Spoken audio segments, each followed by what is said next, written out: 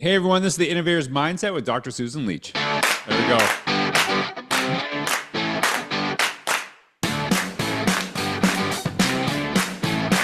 I am truly excited to welcome Dr. Susan Leach to the podcast today. She is actually the superintendent of Riverview School District in the beautiful state of Washington, which is right along the border of Canada. There's that, the little Canadian border too. And as we're talking, Dr. Leach has been in many places. Jeffco, I've been there in Colorado, Jacksonville, just a couple hours away from where I live now.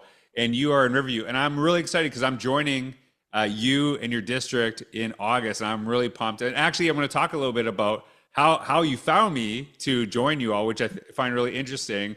But Dr. Leach, if you can kind of just introduce yourself, tell us who you are and what you do today and how you got there, I think it's a really great place to start. Yeah, thanks, George. It's so great to be here. I've been looking forward to this. I'm an avid listener of your podcast, so thank you. I would say that I had a pretty non-traditional path to becoming a superintendent. In fact, if you had asked me 20 years ago, I was a stay-at-home mom. And if you had told me that I would be a superintendent of a school district, I probably would have laughed. I really loved being a wife and mother and a stay-at-home mom. But life just takes you in different directions. I went back to school in my 30s. I got my first full-time job at the age of 40 and worked as a school psychologist in Duval County Public Schools in Florida, and had an amazing professional experience in Jacksonville for 12 years. About 3 years into that, I was asked to come and work at the district office on a specialized team of school psychologists. And about a year and a half into that, someone tapped me on the shoulder and said, "I think you'd be really good in this position." And so I applied for my first leadership position. And then from there, went through a series of leadership positions, was supervisor of psychological and social work services, and then a supervisor of special education, and then a director of special education and student services, all in Duval County in Florida. And then I had an opportunity to take a position with Jeffco as a director of special education there. And about 6 months after moving there, my incredible boss announced his retirement. And I said, "Oh my gosh, I can't believe I moved all the way across the country to work for this guy. He's leaving." And I thought about packing up and going back to Florida. Yeah. And then again, had someone tap me on the shoulder and say, "I think you should apply for this job." And at the time I said, "There's no way. They don't even know me. I just got here. There's no way I'm going to get that job." And I did. And I became the chief officer of the Student Success Division in Jeffco. At some time, about a year, maybe a year after that, my superintendent, Dr. Glass, became the commissioner of education in the state of Kentucky. During that search process, I was recruited to apply for superintendent of Jeffco. I did not get that job. It was an amazing experience to go through that, but the search firm that recruited me there called me about a year later and said, "We have this district that we think you would be a really great fit for." And I had never even been to Washington. And so I asked them questions and they said, "Well, it's small." And I said, "Well, that's okay. I wouldn't mind going to a bit smaller district." Jeffco is 86,000 students. And I thought, maybe it's around 40,000. That would be great. And they said, "Well, it's 3,000. So I said, "Well, I don't even know how to do that kind of work. I've always been in really large systems." And they said, "Well, just let us tell you a little bit more about this district." And the more I learned about Riverview, the more excited I became.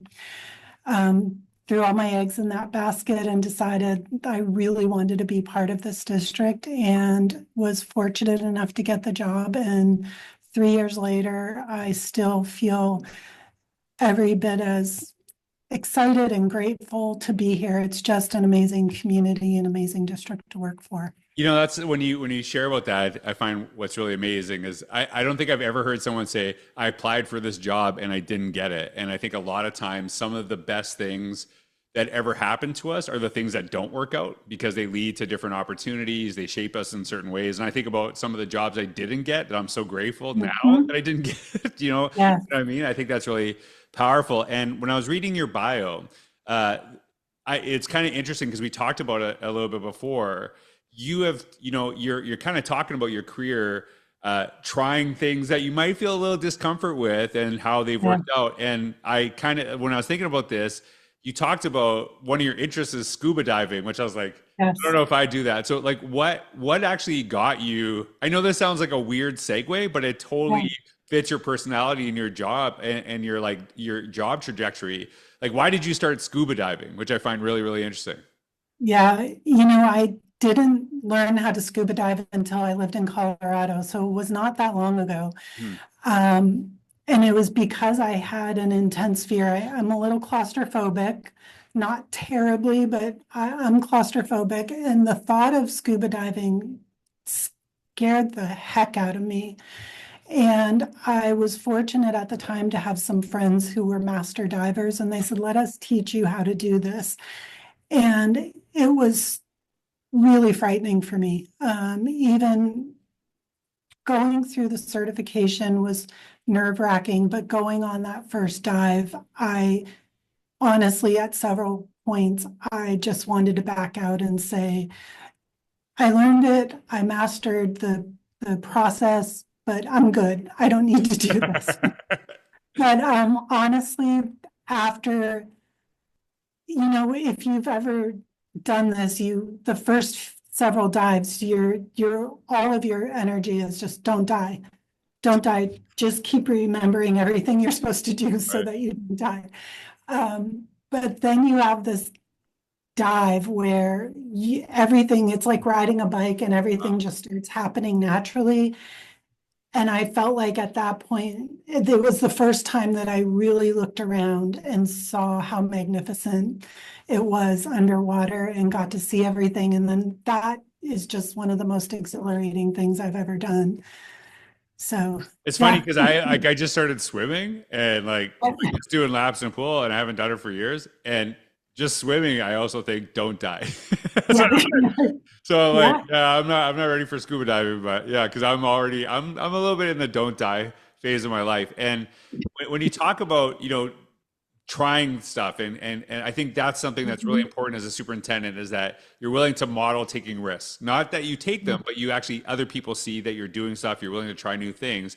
And one of the things that you were bragging about before we even got in here is actually how well PLCs have been going in your district. But it wasn't just because you saw, PLC somewhere and you said we should do it here. It was a really thoughtful implementation process. And I think if you can talk a little bit about that process and how you've got to the point, because it wasn't just you showed up PLCs, there was something really thoughtful in that. And I think this is so important because a lot of times we see great ideas in other districts, and then we just say we should do it, and then they fail.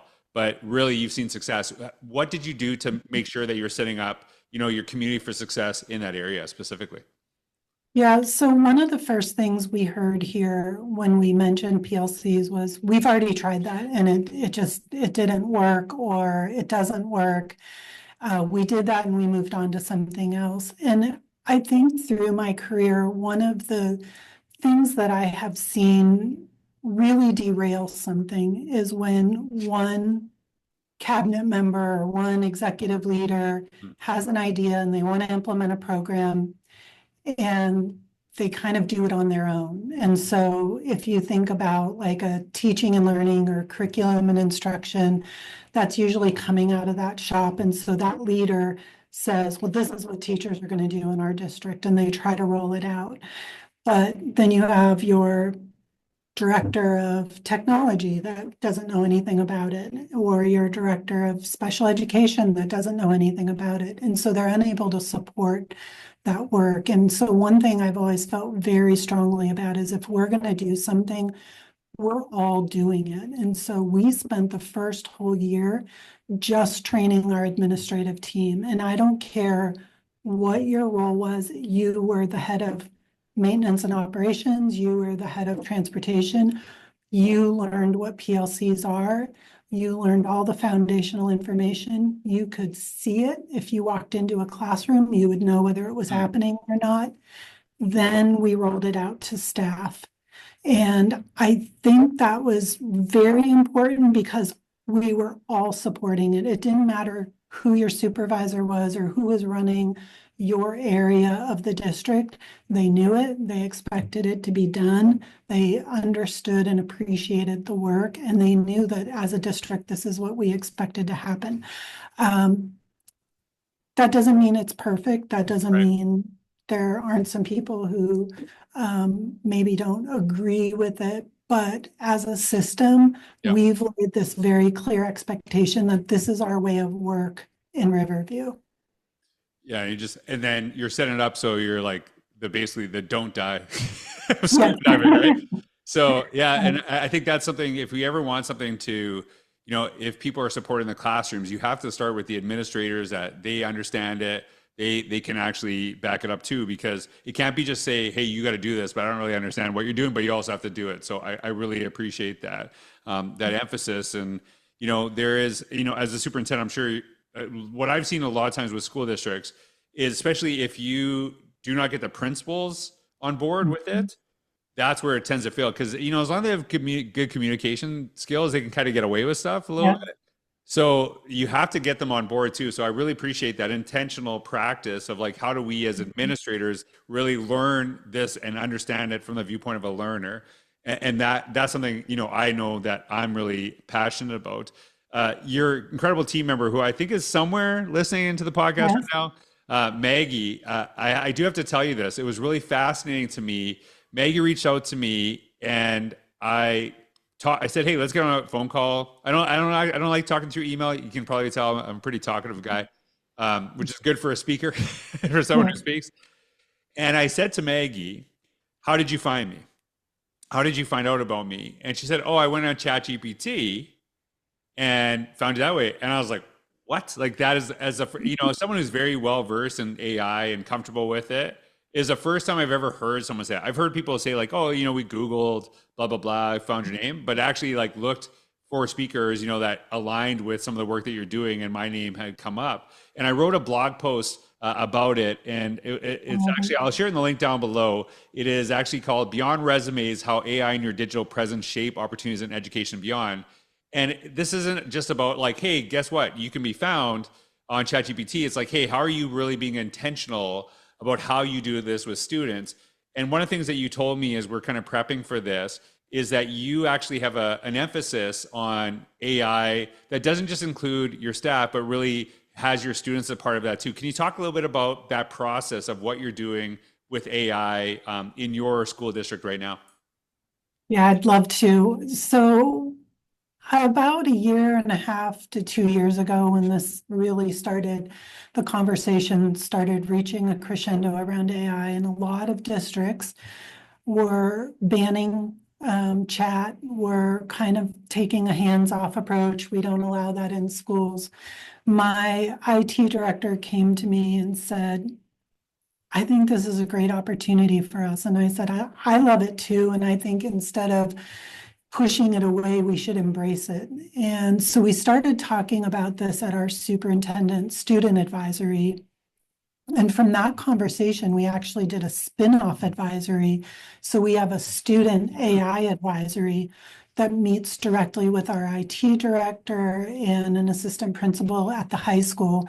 So these are 6th through 12th graders that are on my advisory. And I believe on the AI advisory, the students are all high school students, just for scheduling purposes. But they've done some really incredible things. They've created a belief statement around AI. They actually conducted teacher training this year at the beginning of the year, and it was the most highly rated training that we offered this year. They stood up in front of teachers and trained them. So they've done some really, really cool things, and we're still continuing, excited to see where it goes. Well, like as a, like, we're recording this, it's May. I'm not going to see you all till the end of August. And, Yeah. if you were to say like, hey, can I see your slides? No, because there 30 things can change, right? Within the next 3 days, let alone, the next several months. So I love that you have, really students empowered through that process. And that's something I'm really, really passionate about, because I think, obviously there's so much wisdom in your schools from your teachers and staff, and really helps us guide, kids through some of the things that they're dealing with, but we can learn from our students as well. So I'm really glad that you're actually doing that, because that's a big emphasis on, what I'm going to talk about when I join you all. And so this is the last question I'm going to ask you. So this is kind of putting me on the spot. So I'm going to be seeing you all in August. And if I'm successful on that day, and it's kind of like, I know this is going to be shared with your community. Mhm. What does that look like to you? Like, how do you know that I've done a good job being brought in to work with your community in August? Well, first and foremost for me is that your message is universally appealing. We invite all of our staff to this welcome back day. And so I would love for all of our groups to have a message that resonates with everyone, and not just a teacher Yeah. centric message, which I feel very confident that you can deliver. But also, this is such a warm, amazing community. They're going to welcome you, and you're going to know immediately, because they will let you know how you've done. You will not Wow. question when you walk out. This is just the warmest, kindest community I've ever been a part of. Like, you're not going to want to leave when you come out. Do you know why? It's because it's so close to Canada, so that that Canada politeness is kind of just seeping over the Maybe. border there too. And I, Dr. Leach, one of the things that I really appreciate you sharing, because it is something, I know this sounds weird. I'm like often frustrated when on those opening days you don't bring in all your staff. Like I see that it's like, oh, we're just having teachers there. I'm like, no, like like we want to make sure people feel appreciated, that we're challenging people to really grow and develop, but that every person here serves kids in some capacity. So we want to honor them on that day. So that's something that really matters to me. So I'm so grateful Me too. that's who's going to be there on that day, because I know like so many when I talk about my school experience, a lot of times it's my teachers, but it's also like my custodian, Mr. Rourke, who I spent like every day. I actually remember him K to 8, talk to that guy every day. I call him the custodian, never saw the guy clean the school ever. Right. But the school is immaculate because we all love Mr. Rourke, and nobody messed with the school because we love that man, right? Because he just brought us attention. Like all the secretaries and librarians who made us feel so warm and welcome. So it really means a lot to me. So I am really excited to join you all. I am super appreciative you took time, because it's not like you're not doing anything today as superintendent. So for you to take some time out of your day, I really appreciate it. But I'm looking forward to seeing you all, and I hope I don't mess up, because if I do, I'm going to hear about it. So I hope it's good. So thanks, Dr. Leach, for being on the podcast. Riverview, can't wait to see you all. Thanks everyone for listening. I hope you have a wonderful day. Take care. You too, George. Thank you. Thank you.